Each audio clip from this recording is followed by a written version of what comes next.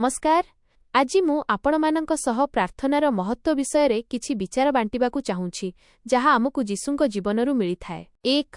प्रार्थना को प्राथमिकता दियंतु, जेते व्यस्त थिले मध्य ईश्वरंक पई समय बाहर करंतु। 2. निष्पत्ति पूर्वरु प्रार्थना, कौनसी गुरुत्वपूर्ण निष्पत्ति नेबा पूर्वरु ईश्वरंक मार्गदर्शन लोड़ंतु। 3. सच्चोटता एवं समर्पण, देखेई हेबा पाई नुहे बरं सच्चोट मनरे निजकु समर्पण करंतु। 4. निरंतर प्रार्थना, प्रार्थना केवल विपद समयर अस्त्र नुहे, एहा एक जीवनशैली।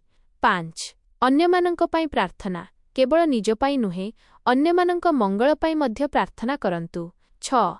निभृत एवं सार्वजनीन प्रार्थना, एकांतरे ईश्वरंक सह जोड़ी हुअंतु एवं समस्तंक सामनारे विश्वास रखिबाकु लज्जा करंतु नाही। 7. कठिन समयरे शक्ति, दुख और कष्ट समयरे प्रार्थना माध्यमरे ही शक्ति पाआंतु। प्रार्थनारे निविष्ट रुह, धन्यवाद देई सेथिरे जाग्रत रुह। कलसिय 4:2।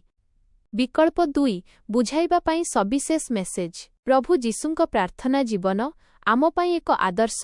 जेपरि आमे एही image.png रे देखि पारुछु, जीशु केवल प्रार्थना करिनाहांती बरं प्रार्थना करिवार सठिक उपाय मध्य सिखाइछंती। समयर गुरुत्व, से अति सकाळु उठी एकांत स्थानकु जाई प्रार्थना करुथिले।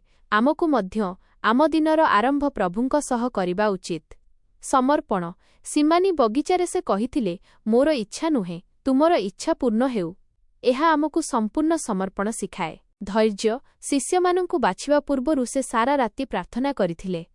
एथिरु आमे सिखु जे कौनसी बड़ काम पूर्वरु प्रभुंक परामर्श नेबा जरूरी। आसंतु आमे आमर एही जुब टीम एवं व्यक्तिगत जीवनरे एही शिक्षागुड़िकु कार्यकारी करिबा।